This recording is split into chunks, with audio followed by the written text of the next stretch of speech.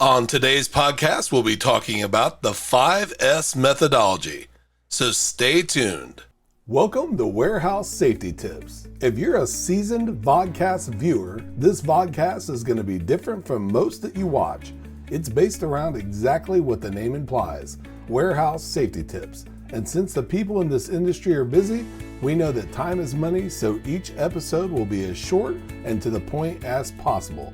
And now, with all that out of the way, let's get to the vodcast. Many of the topics we cover here on Warehouse Safety Tips get repeated after a while. The reasons for this are simple. There are only so many tips and procedures to share, and many of them bear repeating. The 5S methodology is one of those topics. If you were to list things that would make a facility run as smoothly as possible, the following items would certainly be on it. There's a place for everything and everything in its place. Waste is kept to an absolute minimum. Productivity is at its maximum. Cleanliness is a top priority. Safety is top of mind. And there's always room for improvement. Even though you may not have known it, if you're at a facility that has some or all these items, it's probably implementing the 5S methodology. 6S if you want to include safety. Henry Ford had a method around 1920 called CAN-DO, which stood for cleaning up, arranging, neatness, discipline, and ongoing improvement. The 5S methodology we know today was developed in Japan after a team from Toyota visited Ford in the 50s and is widely considered to be the base component of lean manufacturing today. The S's that make up the 5S methodology are sort, straighten, shine, standardize, and sustain. Now, each step is designed to help workers identify and remove unnecessary items from their workplace and streamline their processes, which helps to increase efficiency and reduce costs.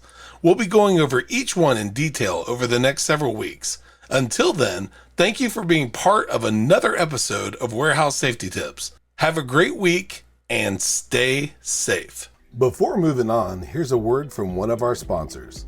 If you've ever been to or worked in a warehouse, you know just how important safety is to both management and staff.